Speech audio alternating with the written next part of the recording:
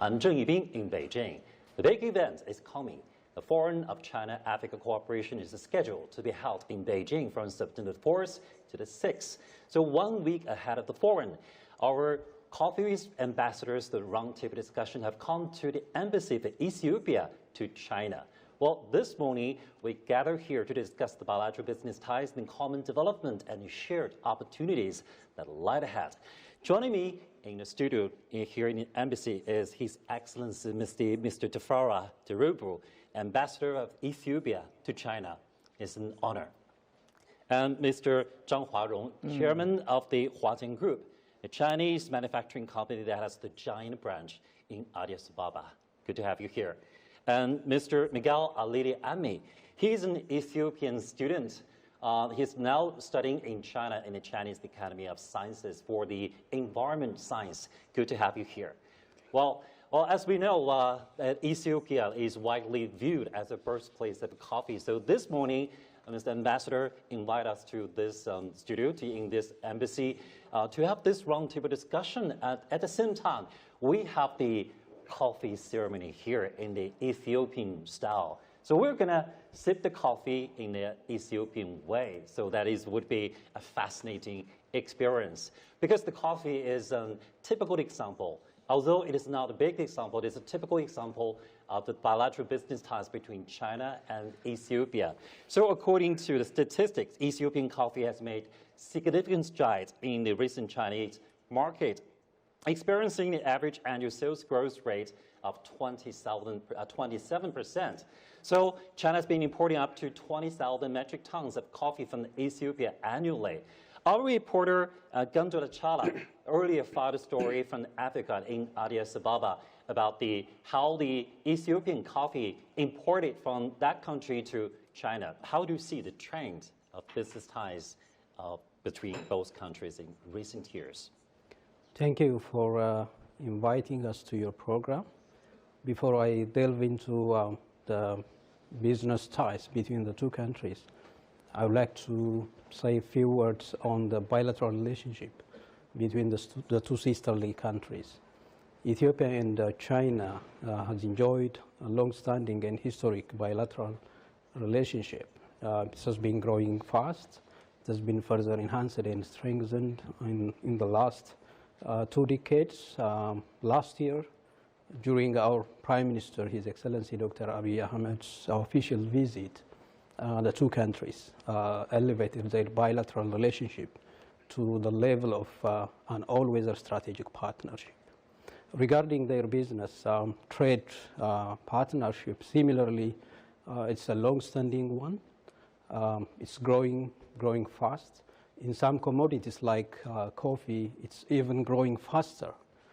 So taking the general trend into account, it's increasing and increasing at an increasing rate. Taking the trade balance between the two countries, it's currently in favor of China. We are working closely with our Chinese counterparts so that we can narrow the gap. To this end, we are approaching the issue in 3 dimensions. The first one is we are working on increasing the volume and value of currently exported commodities from Ethiopia to China. The second one is we are closely working with our Chinese partners to bring new additional commodities from Ethiopia. Like we are working on the sanitary and phytosanitary aspect of meat and meat products, Ethiopian meat and meat products to be exported to China. We are working on avocado. We have finalized the sanitary and phytosanitary procedure for kidney beans. We are working on cassava, and other commodities are coming. And the third one is we are promoting and selling our products on online platforms. Currently, we have Ethiopian online pavilion in JD.com.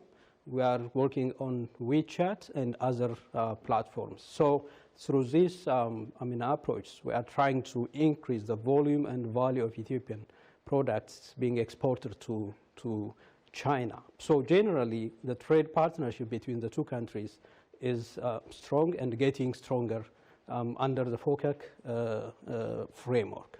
And now we turn to Mr. Zhang Huarong, the chairman of the Huajing Group. He's been running the giant branch in Addis Ababa in Ethiopia. 那张先生，我们都知道您在埃塞俄比亚可以说是一个传奇，您在当地从事商贸经济啊10多年了。您同时也被称之为联合国国发组织的非洲工业发展的亲善大使啊。所以您怎么来看两国目前近年来的这种贸易发展的态势？这个很高兴，这个我们央视已经在大使馆。It's a great pleasure that the CGTN is hosting this roundtable in the embassy.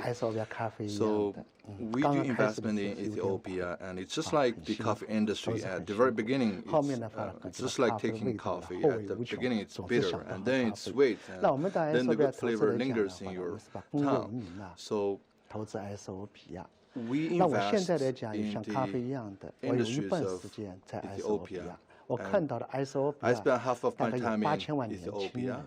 And this is a country with 80 million young people that are willing to take a job. I come from Nanchang of Jiangxi, and 40 years ago, I was working in a small factory plant in Jiangxi, but China's reform and opening up give us a great opportunity. So we studied from several people, then to dozens of people, and then to tens of thousands of people, and then we became a multinational company.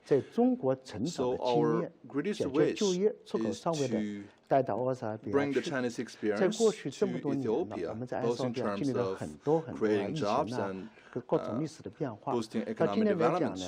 And we have experienced tremendous changes in Ethiopia. And I can tell you that the Ethiopian government is very stable and it's very open, and we have already seen the future. And also, many sectors of China, many of the manufacturing sectors in India and in Pakistan, they're moving to Ethiopia. And the Ethiopian people, they're just like Chinese, we are loving the way of our life. And I believe that the manufacturing industry in Ethiopia is complementary to the needs of market from China and other Asian countries, and I believe that coffee will play a more important role in boosting jobs in Ethiopia. But when I entered Ethiopia, I carried myself dearly with this dream because I have grown from a few people to tens of thousands of people. I want to bring my experience of business to Ethiopia so as to help Ethiopia and more African countries to solve the issue of employment. They deserve better jobs, they deserve better way of living, and they deserve the attention of the market from all across the world so that they can lead a better life. So this is my sincere wish. I'm thinking of coffee and the economic development in Ethiopia, and to realize my vision, we need to all work together. You are right now studying in the Chinese Academy of Sciences, and you've been in China for 6 years, 4 years in Suzhou University, and 2 years, in the past 2 years, you're studying in a CAS for environment science. So why do you choose to study this field? Why do you choose to study it in China? Thank you. First of all, thank you for having me here. When I turn to your question, so nowadays there is a lot of problem concerning with environmental degradation and environmental pollution affecting us, a world, and also including my country. So when I grow up in my home country, we face a lot of problem, frequent environmental degradation like flood and also disaster. So in my country also, like they develop a national goal like a green legacy to protect this environmental issue. So that's why I try to support my national goal by studying with this environmental science. By studying this environmental science, we overcome. I hope we overcome this problem, and as national level and also as global. How do you comment the Chinese people's involvement in infrastructure construction and business ties, and also the further opportunities with Ethiopia? How do you comment their roles in Ethiopia and Africa? Thank you so much. Ethiopia, as a land of opportunities, Ethiopia has been a choice for Chinese businessmen and women. We have strong bilateral economic cooperation between the two countries. As I mentioned, our trade partnership is growing fast. And in terms of investment, we have many Chinese investors currently invested in Ethiopia. In the investment area, we have nearly 1,800 Chinese investors who are investing in Ethiopia. In terms of infrastructure development, under the Belt and Road Initiative, we have many Chinese construction companies doing different construction activities in Ethiopia. They have been involved in railway building. I can mention as a showcase the Addis Djibouti electrical railway stretched from Addis to Djibouti port, which is currently serving our economy. They have been into road construction. They have been into airport construction. They have been also into energy projects. So they have, significant presence and involvement in the infrastructure development.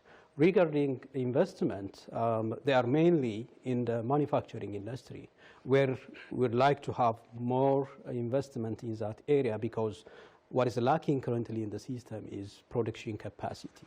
So, bringing manufacturing from investors from China to Ethiopia would help us to increase our productive, capacity, so that we'll produce more and we'll produce quality products and will sell to the Chinese market and other global markets. So in science and technology, we have strong partnership in the area of artificial intelligence, space science, and Ethiopia has a Green Legacy initiative whereby each year we are planting hundreds of millions of plants. It's, I think, a world record.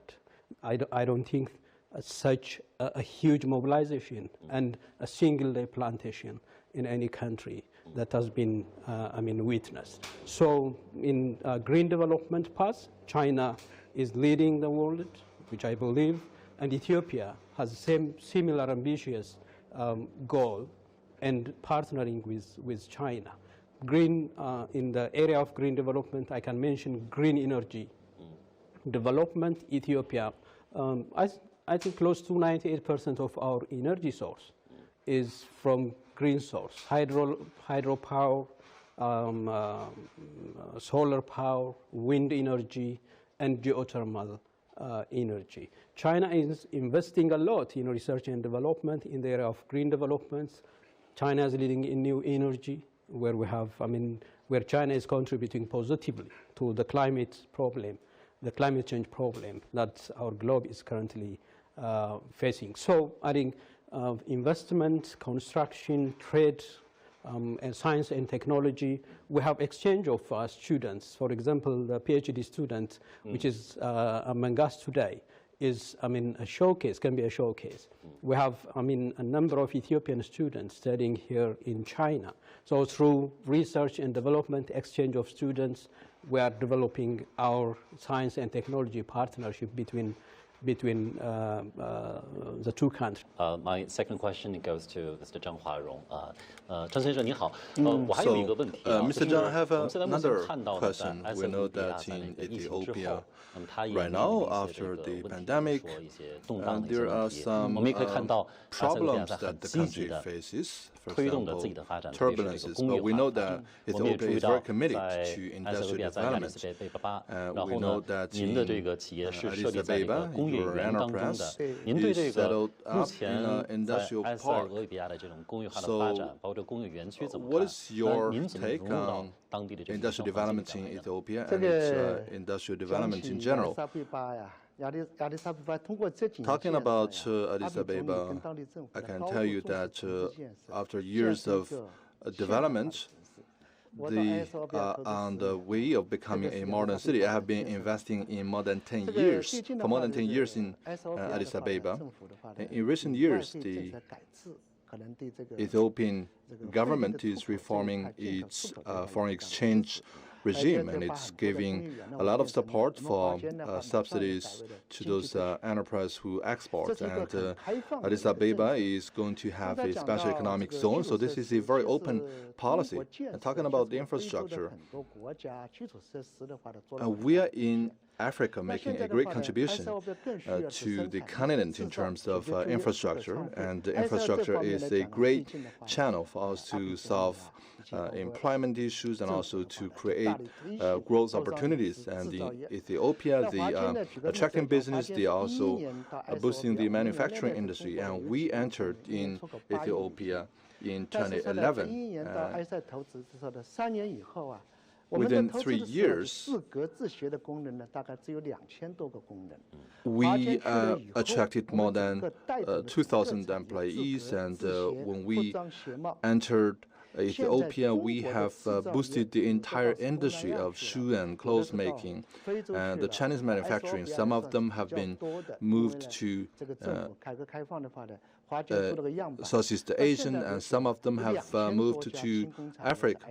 Right now, we have over 2,000 light industry enterprises operating in the industrial parks in Ethiopia. So we need to boost our exports, and many of the Chinese enterprises have shifted their productivity in Ethiopia. So Ethiopia is able to produce whatever you produce in China. We have, for example, Guangzhou Automobile, and we are a agency for them, and we also bringing the auto industry of China to Ethiopia. That is a great boost for Ethiopia. So Ethiopia will not only create revenue with international trade, but also create more jobs. Ethiopia is also committed to energy, solar, wind, hydro. All those energy farms can be found in Ethiopia.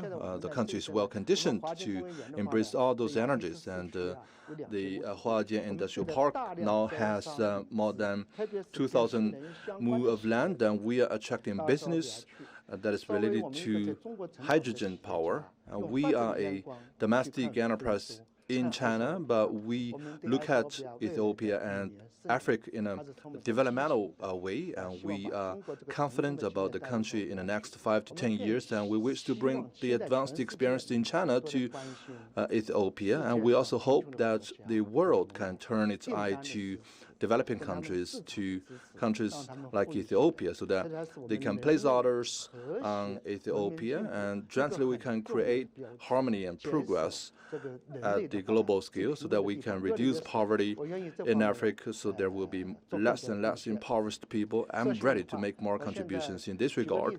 To speak from the bottom of my heart, in Ethiopia, we're not just invested in a material farm. Ethiopia is just like us, and China used to be poor decades ago, and Ethiopia reminds me of the poor memories that I had of my childhood, so that is why I'm working even harder. In 2017, for example, I was 57 years old at the time. I had flown 480,000 kilometers, and I have made 34 flights between Guangzhou and Ethiopia. I have invested in my emotion, my sentiment, and also my money, of course, in Ethiopia. And I sincerely hope that the Chinese government and Ethiopian government can give more support to the manufacturing industry, in particular to the private economy. I welcome more private investors to go to Ethiopia to create more jobs. And I believe this roundtable is very meaningful, and I hope that there can be more support to Africa. If you just buy one made in Africa shirt or clothes, then that is the contribution to Ethiopia. China has been instrumental in developing the African infrastructure, in assisting Africa infrastructure development, which is actually instrumental for the development of African economy. They have been assisting, as I have mentioned, production capacity building. They have been hugely involved in human capacity development. Lots of scholarship has been provided for African youth so that they can come here to China and learn a lot from the experience, the current experience and past experience of China, which would take this experience back home, back to the motherland Africa, so that they can, support their development endeavor. I think there has been partnership between China and Africa in the social aspect. For example, in the health sector, China has deployed many health workers to Africa so that they can assist their brothers and sisters in China. In the agriculture sector, Chinese agricultural professionals has been deployed to different parts of Africa. I can mention Ethiopia. They have been part of our extension system development, especially in improving our extension workers' skill and knowledge of modern agriculture practice and systems. So when I see this tangible and concrete cooperation between Africa and China, I think it's clearly it clearly shows it's based on mutual benefit and based on mutual respect.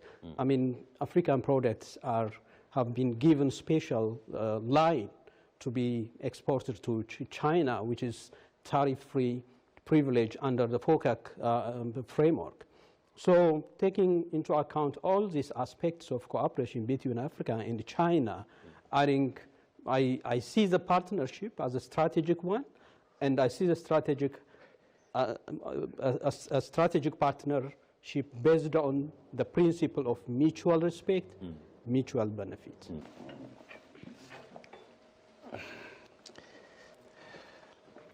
Well, this aroma and good. Yeah, very good. It's from its coffee from its origin. Yes, from its birthplace, Ethiopia. And also it is organic. And well, we mentioned about the cooperation and joint development and green development, sustainable development. I must go to Mr. Miguel, because you were studying in CAS, one of the top university or research institute in China, specialized in the environment science. So what is your major at the current time, your main research subject right now? Yeah, my main research subject is environmental degradation, how to protect soil erosion and also how to do with environmental degradation, especially the place with severe erosion and dry lands, like Laos Plateau in China, that place is similar in our country, I know. So we are working on that Laos Plateau runoff, how to protect runoff, and studying on the managing environment. Yeah.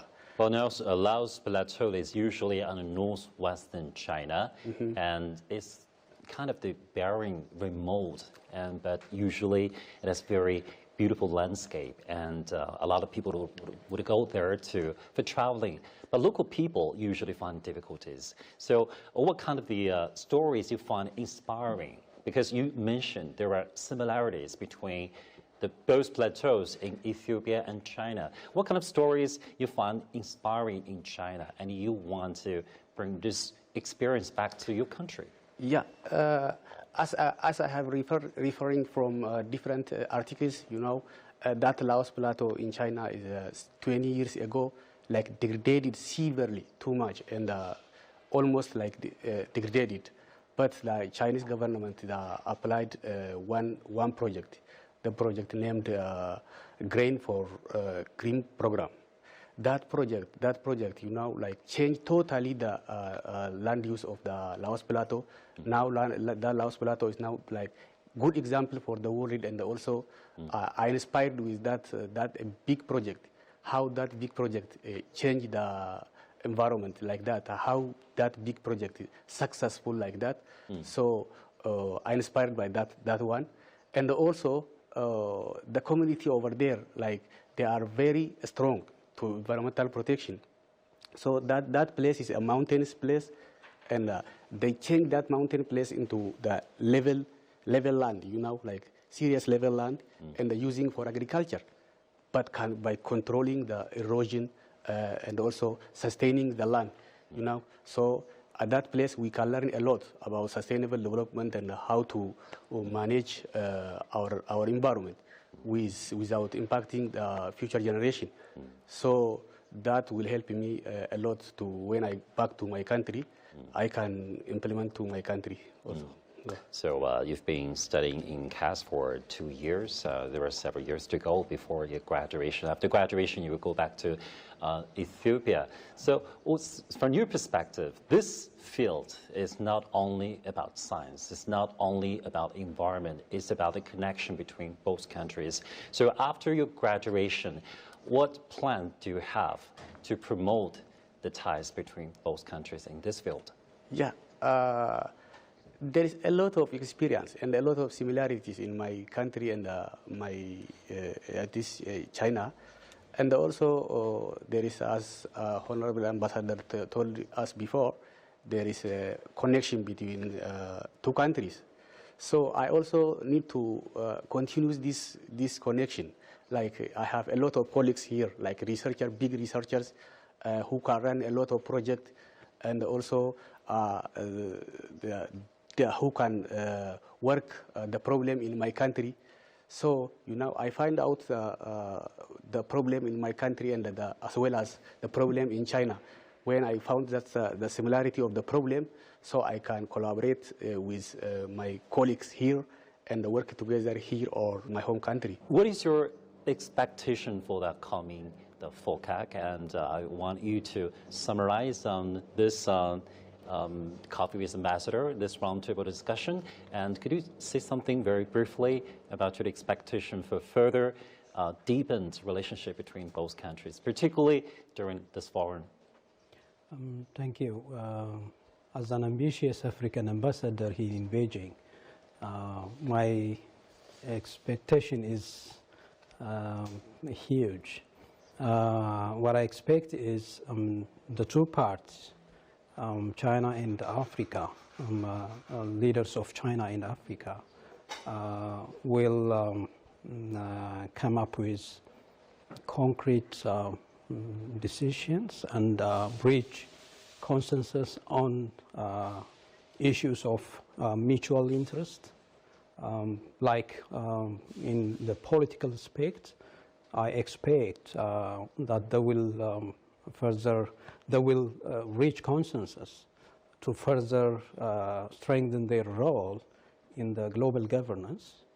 They will, enhance their effort to work closely to realize a necessary reform at UN level, and they will expedite their partnership, more enhance their partnership in realizing a just and orderly global system.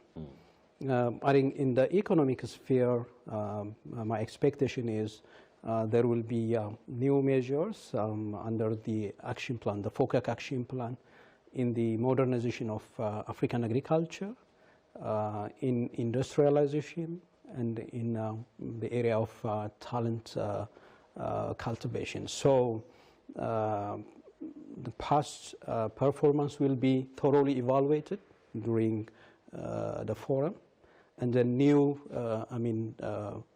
outcomes of the forum in the field of politics, economic and social aspects would come, and leaders will reach consensus on these basic issues of mutual interest in the upcoming FOCAC. That's my realistic expectation. Thank you so much, Mr. Ambassador, and also my thanks to you, Mr. Zhang, and also Mr. Miguel.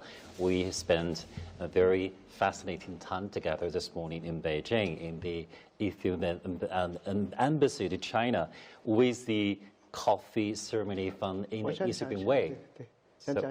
Okay. Well, let me add a few points. The upcoming FOCAC is very important. I hope that there is great alignment between the Ethiopian and Chinese government.